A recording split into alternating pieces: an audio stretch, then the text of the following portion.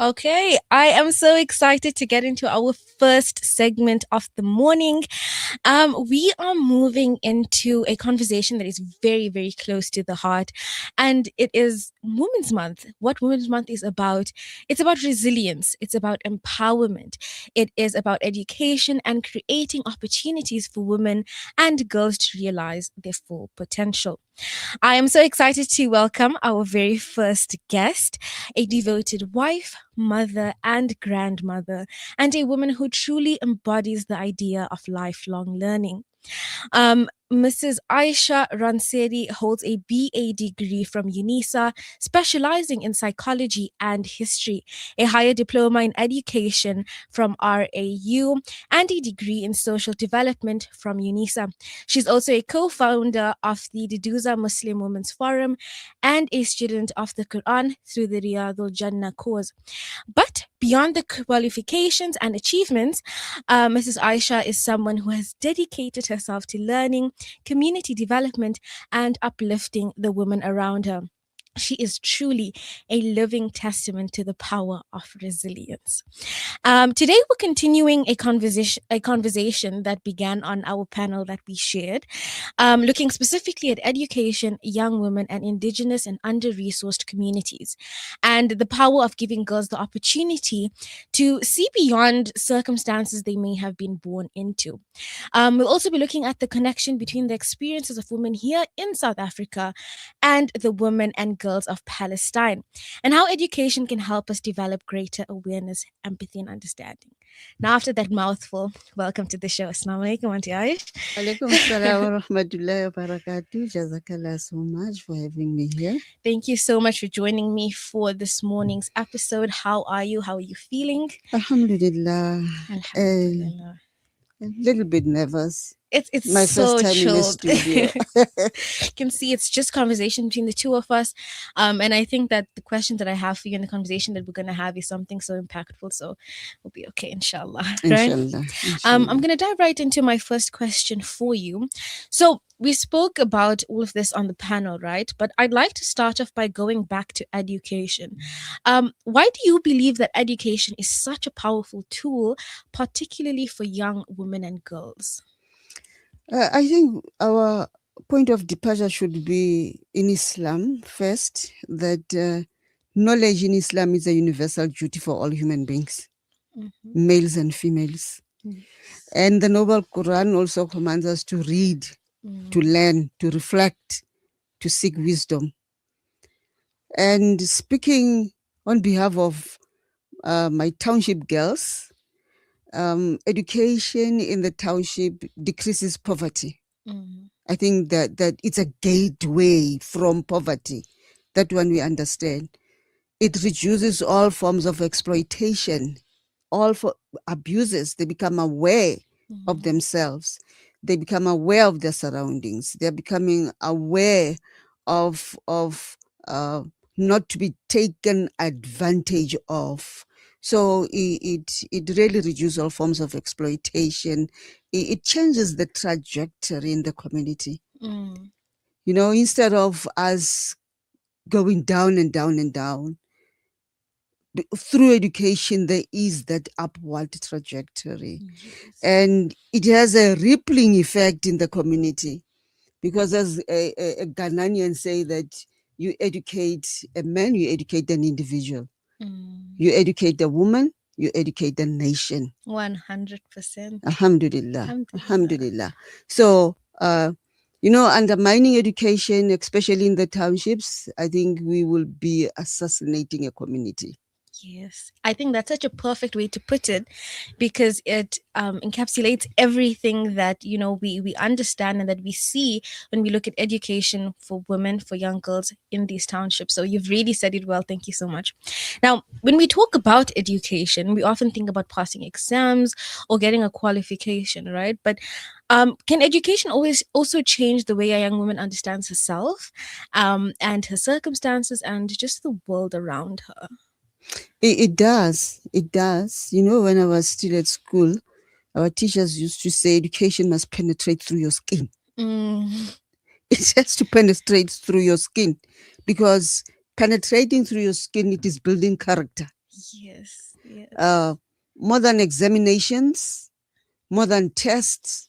Mm, Uh, if education does not have the ability of building character, then it is not worth it. yes. It has to ultimately build good character. You are educating an entire being, Mm, and the psychological, the physical, the spiritual, mm, where a young girl will have self-worth, mm, value, mm. and self-respect. Yes. Education has ultimately, it has to achieve that for our young girls. 100%. I think as a person, even when you know that you have that education and you know that you can go out and have a conversation with background knowledge, it sort of boosts you up already. Your confidence becomes more, and Yes, it really just changes your whole life, if you want to put it yes. that way, because you're confident when you go out into the world, you know? One of the things that we touched on during the panel was the connection between women in South Africa and the women in Palestine, right? So, how can education and awareness help a young South African woman understand and empathize with what the women and girls in Palestine are experiencing? Um, Let me start with awareness. Mm, I think what platforms like Salam Media are doing to propagate, mm, to make people aware, and independent platforms, independent media, what they are doing mm, for knowledge for Palestine, sharing information and sharing the most gruesome that other media does not yeah. show. You'll never see Yes. that on BBC. You'll never see that on CNN.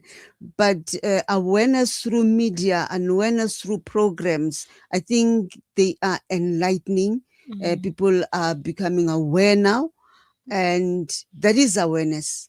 But I want to be very controversial when it comes to education, yes. where we will think that because a person is educated Mm, and a person is at university, people have degrees and masters, they understand the Palestinian issue, mm. and that is not the case. We've seen so many examples of We've that. seen so many examples of that in my workplace, Mm, in the office, yes. where people were clueless of what is happening in Palestine. We should all be knowing about this. They should be all knowing about this, but there Mm, is no clue.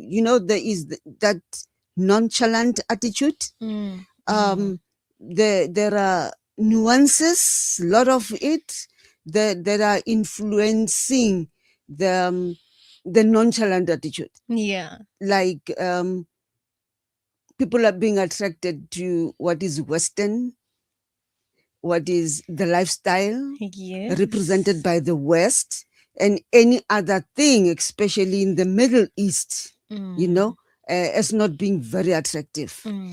And you will be surprised that the ordinary people in the streets who have knowledge of our history, young people in the street that know the relationship between South Africa and Cuba, South Africa and Palestine, South Africa and Russia, and they know Arafat, Mm.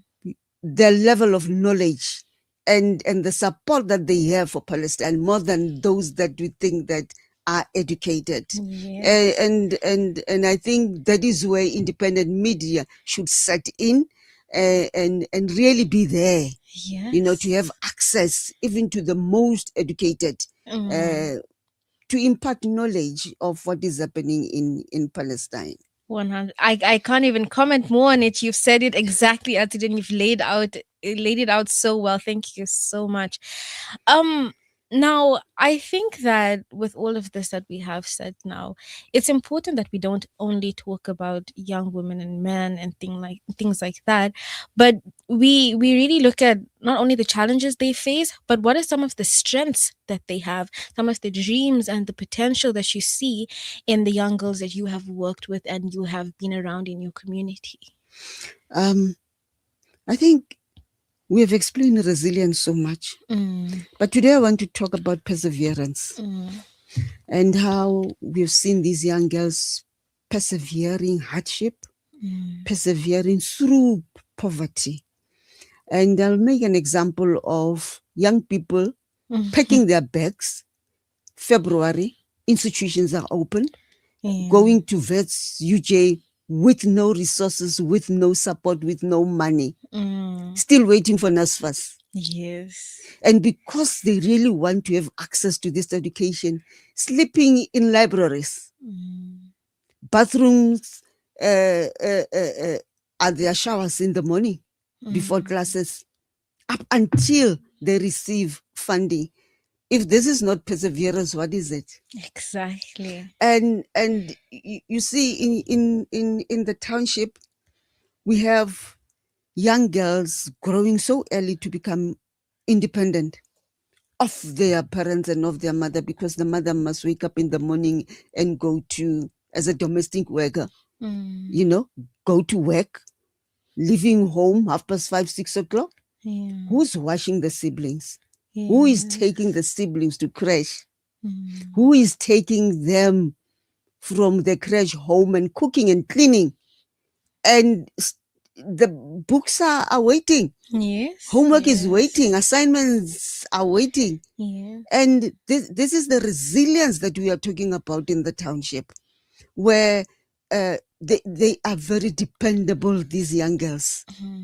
They are, some of them are even taking care of the households. Yes. And taking care of their siblings, and growing as independent and very successful young human beings. Yes. I think that with that, we see that there's, as a person can grow up in a well, comfortable home and things like that, and you don't realize that life is so different for other Very people. different. You wake up, you go to school, you come home to warm food, a cleaned house, things like that, and you don't realize that other, your peers could be experiencing life so differently. Yes. They've never experienced things that you have. They are responsible for that. Exactly. So I really love what you've touched on right now, because it's so important for people who aren't aware, if you want to put it that way, to really realize that life is very, very different for different people, and that making yourself aware about things like this gives you a sort of gratitude. You need to be grateful for what you have, because not everybody has that, So it's a moment to reflect, and on that thought, we are going to just stop for a quick break, and then we will continue our very impactful conversation. Inshallah. We work hard to build our homes, businesses, and futures. Protecting them shouldn't mean compromising the values that matter most. ACNE Group of Companies, a Muslim-owned business, offers our short-term diamond insurance covers founded on ethical principles, transparency, integrity, and responsible service. This allows us to provide insurance solutions that align with ethical values while maintaining the protection and service standards you expect. To ensure complete peace of mind, all premiums, claims, and premium investment funds are managed through designated Sharia-compliant bank accounts, reflecting our ongoing commitment to ethical and responsible financial practices. From your first inquiry to the moment you need to claim, we are committed to providing professional, transparent, and reliable support. Choose insurance that reflects your values while giving you confidence and peace of mind. Speak to ACNE Group of Companies today to learn more about our commercial, engineering, professional indemnity, and liability diamond insurance covers. Call Rafiq Isaacs on 084-822-6570. ACNE Group of Companies comprises authorized financial services providers under FSP numbers 43281, 4553, and 45915. Products are underwritten by New National Assurance Company Limited, FSP number 2603. When the perfect blend of stylish decor, exquisite halal cuisine, and warm hospitality come together, it could only mean Al Bayt Lodge, your true home away from home. Al Bayt is the ideal heaven for families, business people, and tourists, with its 4-star family rooms and other luxurious facilities, conveniently situated close to Port Elizabeth Airport, the beach, and other amenities. Your stay will be truly unforgettable. as you'll be taking home lasting memories of the warm hospitality, the serenity and tranquility that Al Bayt has to offer. For reservations, call 041 583 6415 or visit www.albaytlodge.co.za. Gaza needs your support more than ever. Homes have been shattered and families have lost everything. With your support, our teams are delivering clean water tankers, feeding the hungry, and assisting orphans who have no one left. Let us give Gaza whatever help we can. African Muslims Agency, empowering, educating, inspiring. Hey, Gulam. Yeah? Did I return your lawnmower last month? No, Ba, you didn't. Oh, no. Now what'll I do? I wanted to borrow it again, man.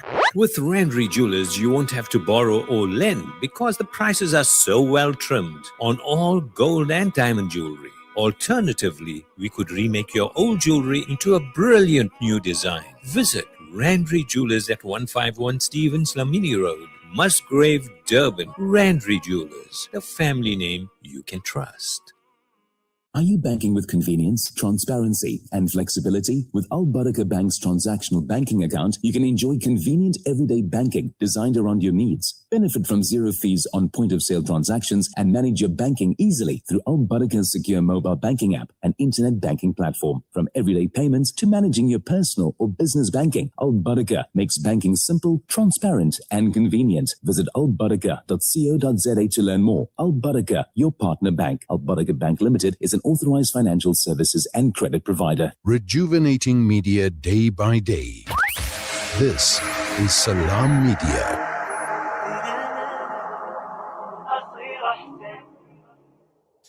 All right, we are live and we are back. Assalamu alaikum wa rahmatullahi wa barakatuh. This is Mid-Morning Talk with myself, Umamah Lu'lu'a, and this show has been brought to you by Senzaf, uplifting communities through your zakah and lillah contributions. Together, we make a difference in South Africa. Now, we have been in a very, as I've said, impactful conversation with Mrs. Ayesha Rantseli, talking about all things resilience, women, and Palestine. Just so many topics that we have covered and so many more for us to unravel, inshallah. Welcome back. Thank you. All right, let's get into our next question and get the conversation flowing. So I want to ask you, Auntie Ayesha, for a young girl growing up in an under-resourced or rural community, what can education open up for her that she may not even realize is possible yet? Career choices. Mm. Career choices. And I think we have to be cognizant of the fact that in poverty-stricken communities and households, in more often than not, there are no discussions about education. There are no discussions about you becoming a doctor, becoming a teacher, becoming a lawyer, becoming an accountant, an engineer. There are no discussions of this. So they are depending on educators for information. And that is where educators comes in to expose these young girls to career guidance. I remember when we were young, you become a teacher or a nurse, or you become a domestic worker. And there was this cycle that if you are a domestic worker, and when you go on pension, your children will take over. But if these young girls, education exposes them to a variety of career choices, from being a domestic worker to being a professional worker. It also assists in combating and reducing teenage pregnancy. Because when they are glued up and when they are engaged in education and when they have dreams and when they have these visions and they are working very, very hard, teenage pregnancy will be delayed. and it's a benefit for communities, and obviously it also breaks the cycle of poverty. And that is why it's very important that we expose these young girls to all careers, and not all of them are going to be doctors and nurses and whatever, but what other avenues of skills can we open for them? 100%. Because, you know, each time we think of it's February now, children, young girls and young men are going to universities. Have you ever like reflected and say, what about the majority that are left home? Because as a child, I believe, and that is how I was grown up, that each one of us was given a gift by Allah subhanahu wa ta'ala. It might not be the intellectual gift. It could be using your hands, becoming very good with your hands. We have women that are sewing beautiful things and making careers out of it. And I think we have to tap on skills, and you know, our mamas should not be just in their dining room suit in the corner there, dining room in their corner, and making curtains. But young girls can become designers now, and that is the career path that we must also think of, that not all of these young girls are shaped and meant for university, but it's very important that we like expose them to all types of career when they are still at school. Yes. And no one is left behind. And no one is left behind. And no one is left behind. You know, I have this conversation ever so often about how there are so many things within these communities that are like norms. Example, like you're talking about the curtains.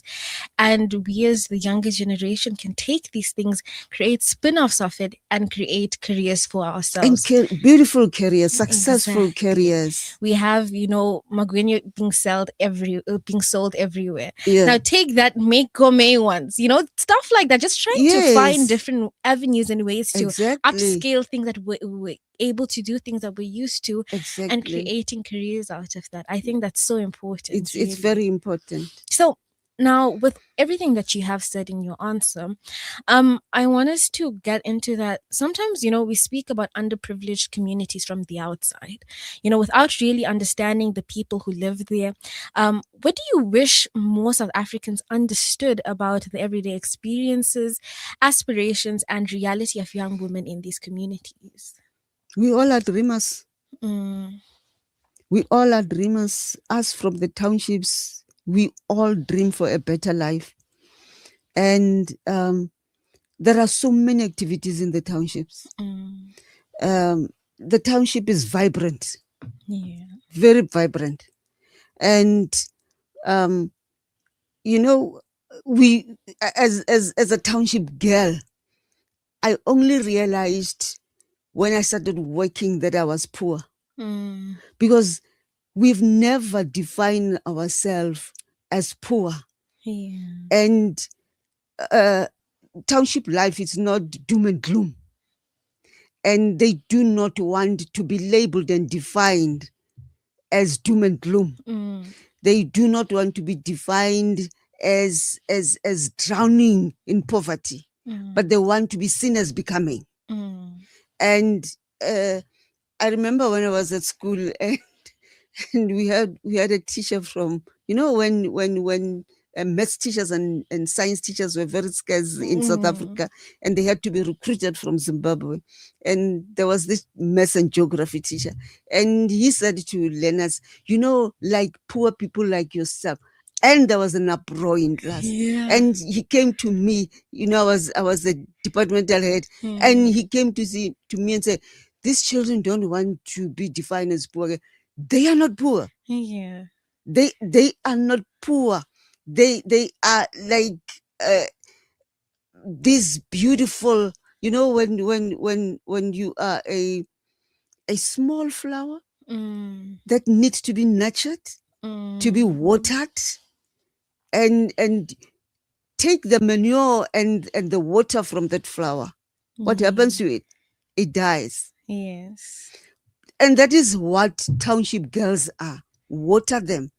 Don't define them as poor and a gloomy future. They are becoming, and that is how they will like to be defined. Wow, what a way to put that. I feel like this is a line that we need to like even go back to after the show, because it's a way to explain who these girls are without making them feel inferior, Yes. without making them feel like they're less than, just for the fact that they come from these communities. Yes. So that is very, very important. Now, to close off, I can't believe we've reached the end, but my final question for you is that if there is a young girl listening right now who you may feel that her circumstances have already decided what her future may look like, what would you want her to gather and hear from today's conversation? Keep on hoping. Do not lose hope. Focus on the ball. Yes. There are many distractions. There are many short-term, nicest things that you would think they will number the pain. They are temporary. Yes. The future, it's still very, very long. Now keep your vision there where the future is, and do not lose hope. And, we are not going to undermine the fact that support for these young girls, it's there in terms of funding, in terms of TVET institutions, universities, colleges are still there.